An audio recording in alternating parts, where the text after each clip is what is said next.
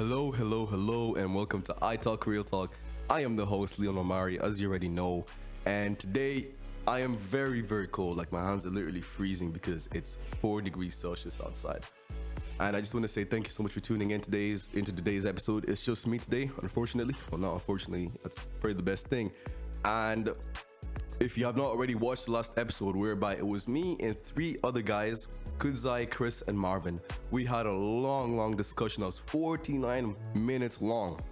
I'm telling you, it was absolutely brilliant. There was so much discussed, and it was mainly talking about Africa and Africans with unity, how we need to become more united when we're abroad in countries like in continents like Europe and America. We need to stay more united, and I truly believe the message of unity was really delved into when we were discussing it. So if you have not already, if you have a spare 10-15 minutes, I urge you to fully listen to the episode, because I'm telling you right now, it was filled with so much value.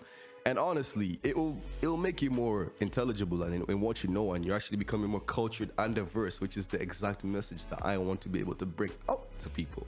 So in today's episode, what will I be discussing? Well, it's gonna be a bit of a gloomy episode today, because I'm gonna be talking about death and its perspective changing effects, and I will give my own personal experience with death. How have I dealt with it? How have I handled it? How have I used it to my benefit? Is it breaking me down?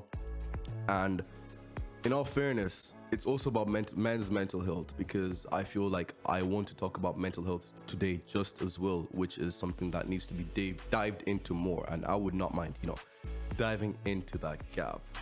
So men's mental health, what is it? Well, men's mental health is the same as women's mental health, but I've been scrolling on Instagram recently over the last few weeks or days, and I assume you two do, and I've been noticing that when it comes to mental health, that there isn't really very many people who actually preach or talk about men's mental health as much as women's mental health is. I mean, when you look at it, girls are much more supporting when it comes to mental health with, their fellow friends, because they're more emotional, and it's just the way they're wired and reacted. Women have always been more accepted to actually come out with their emotions, to cry in public and everything.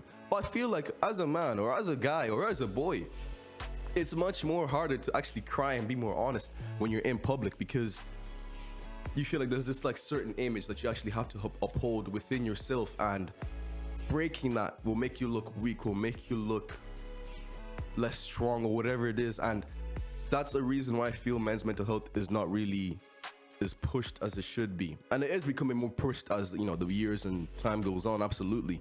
But I just want to say it's okay for you as a man to cry. It's okay for you to feel lost and confused and hopeless, whatever it is that you feel, because these are all human emotions and we cannot escape them. I mean, take for example me at the moment. Things are absolutely great, okay? I mean, I'm driving, I'm in college, I have great friends, I'm having a good time, I can afford the basic necessities of life.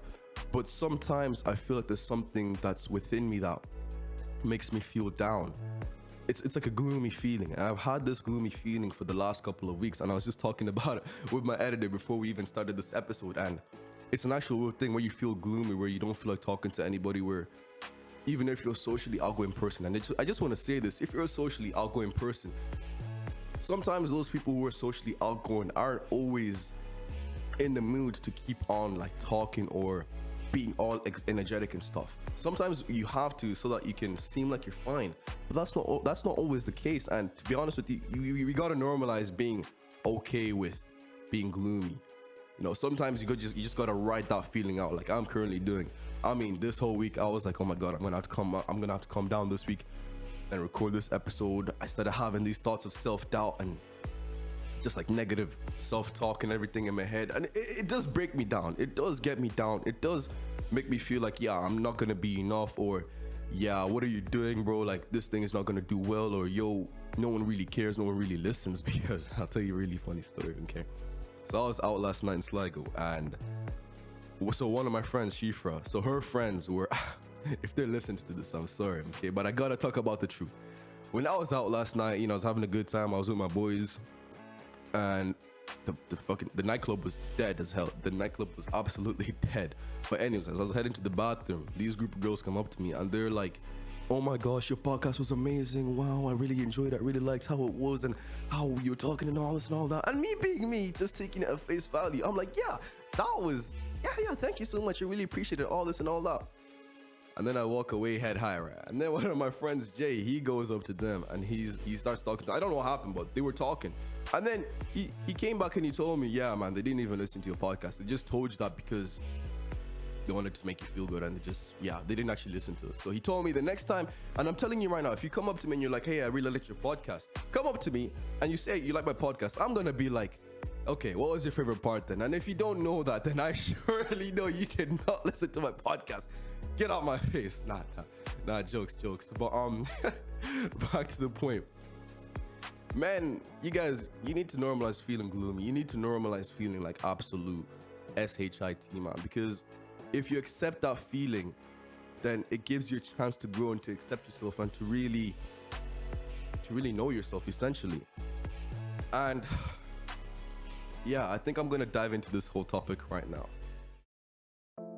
So, death and its perspective changing effects. We already know that we as humans, we're not immortal. We are mortal. We're not like Zeus or Kratos or all these mythical Greek gods and deities that we that we come to know. We are mortal as human beings, and it's safe to say that one day we're all gonna meet our end. I mean, I've met people who I've talked to, and sometimes I love deep conversations. When you come to know me, I love deep conversations, and there's some people I'd like to have a deep conversation with, and if you mention anything about death, they're like, no, I do not want to talk about that. And I feel it's the fact that we are so consumed with, not even consumed, I don't know how to, I'm going to do my best to express this, but we are so, we don't want to ever think that we can die.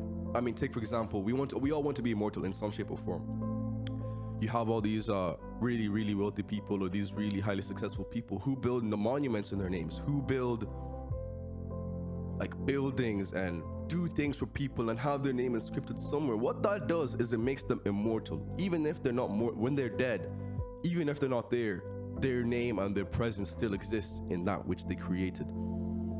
And I feel it's very hard to actually understand death and actually come to grips with it, because in my personal experience with death, let me take for example, at a very young age, I lost one of my uncles from my father's side. And basically, you know, when you're really young and you don't really understand what's going on when it's serious and you just start laughing and smiling. Yeah, I was at a funeral. I can remember this day very, very vividly. I mean, everyone in their black suits, the black ties, the handkerchiefs in the pockets and everything, and the mood is just down and low. And me being a kid, I'm obviously looking for things to enjoy and actually take in the moment and have a good time. Now, I didn't know what a funeral was back then, and I wasn't really understanding what was going on. But I remember when I first saw the coffin, I was like, what is that? And then I started to smile because people were crying. And you know, when some people are crying, they look really, really funny when they're crying. Yeah, I started laughing at a funeral. Like I'm not proud of it, but I was a little kid. But that was my first real encounter with death. And I was like, okay, this is interesting.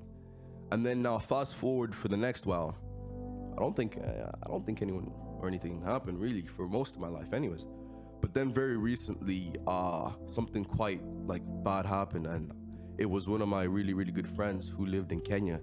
And I'm not gonna really name the name or anything, but basically they were the same age and everything, and they were doing so much stuff in Kenya. I mean, they were helping out people in disadvantaged areas. They were always motivating. I mean, this person was absolutely incredible, and their future was so big in terms of what they could achieve, and what they had achieved in their short lifetime was actually so inspiring.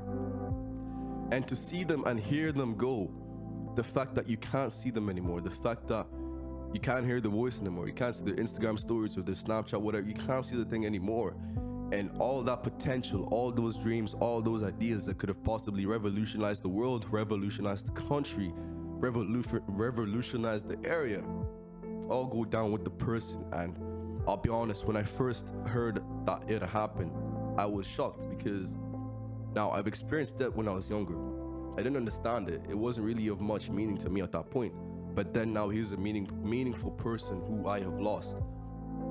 And how do I take that in? How do I accept that? How do I come to terms with that? And I was just crying, and I was just shaken, and I told my mom, and she also grieved with me. And it was the fact that I couldn't even go back to Kenya and actually be there and actually see and actually be there for the person like I know they would have been for me. And that was really, really tough to come to grips with. I mean, it took me a couple of weeks to actually like settle down and just be me again. It was really, really tough. And I was like praying to God. I was like, God, like, is this really what happens? I mean, you can just one day go out and you won't come back. You can one day go do something and you won't make it back. And what is the effect on that? And for me, like I had said in my last episode, I like to look at things from a negative perspective. I'm a positive and outgoing person, but I also look at the world that it's not beautiful. It's not roses and butterflies.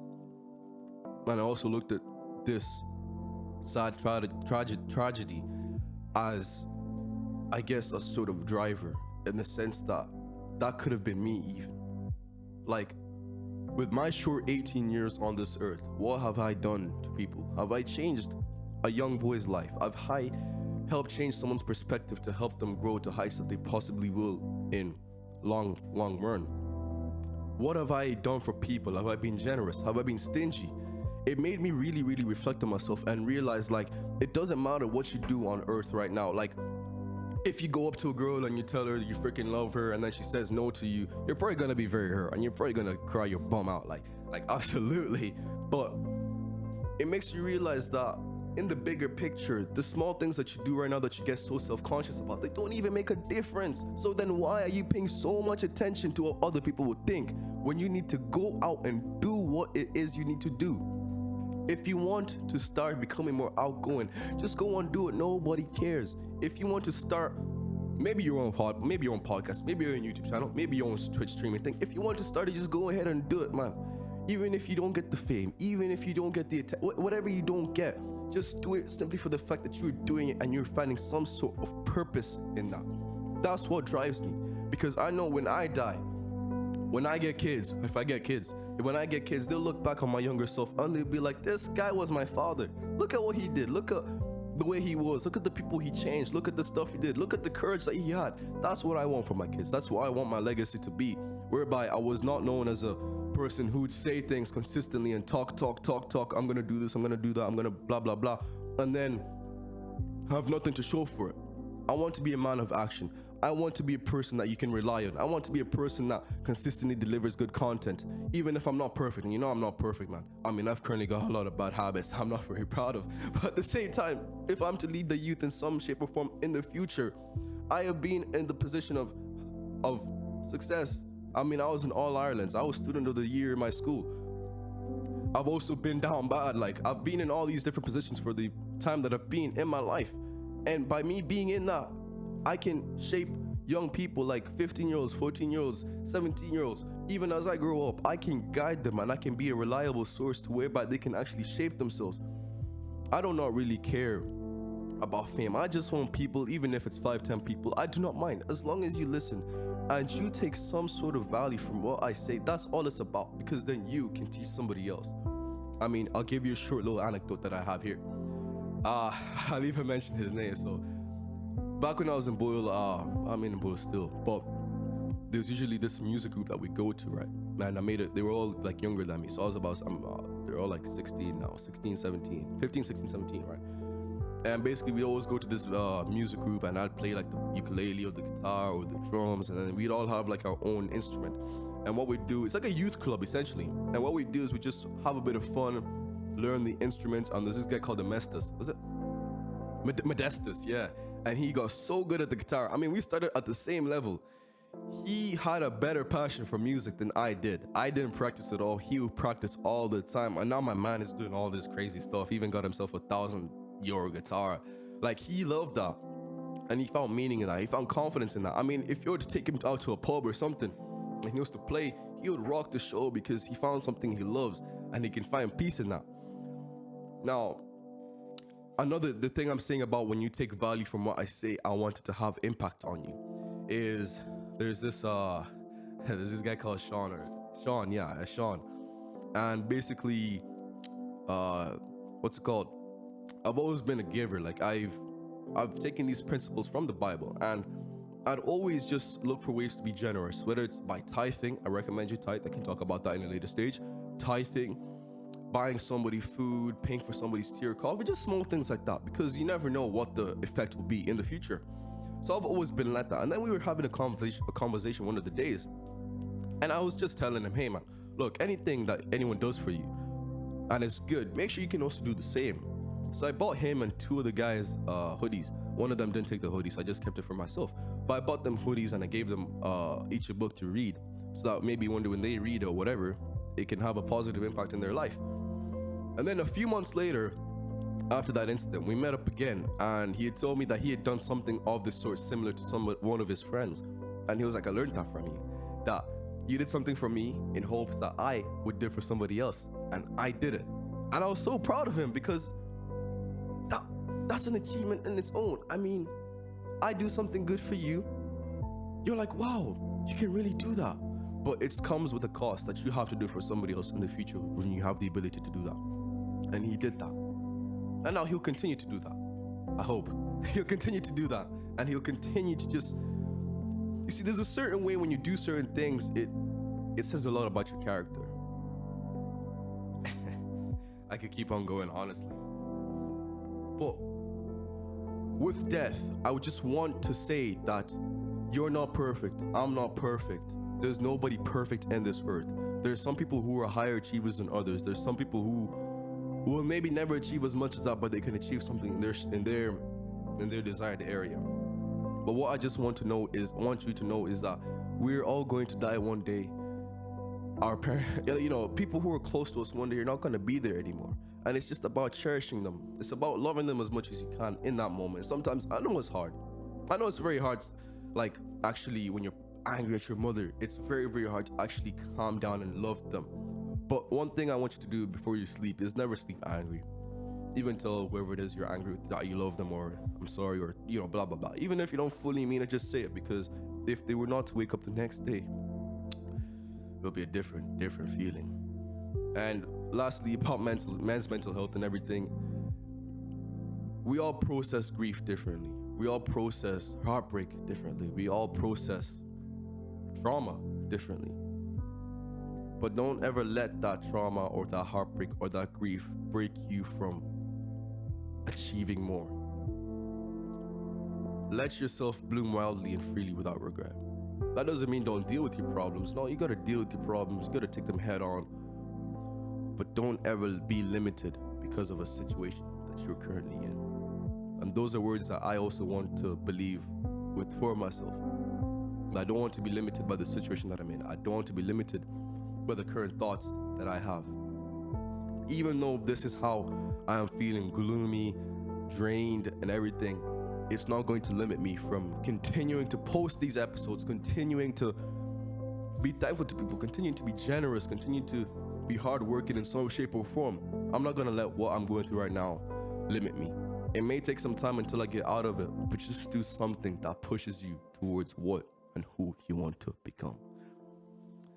That was a very, very deep, energetic, very passionate episode. I mean, I'm telling you, I freaking felt it. I came in here like this, and then talked to my editor like this, Joe, and then like this, and now it's like now plateaued nicely. But in all essentialness, if you have not checked out this episode right here, The Young Man with Many Plans Introduction, I do recommend you check it out. Do watch the full 15 minutes. It was lovely. Check the last one before that, or after that one out. And also on Spotify, I'm also doing a section whereby I actually post record voice notes on my phone and post them on Spotify. Or it's just me, my own personal thoughts and feelings and everything. And you can listen to them if you'd like. You don't have to listen to them, but I'm just saying you can listen to them if you want. And yeah, that is pretty much me. I do look forward to seeing you guys in the next one. Well, I won't see you, you'll see me, but I'll hear from you, I hope. Do give this a like, comment what you thought or what you feel, or if there's anything you think I can improve on, because I want to continuously improve by you, my community, our community. We are together.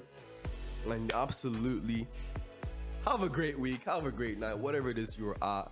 I will see you in the next one.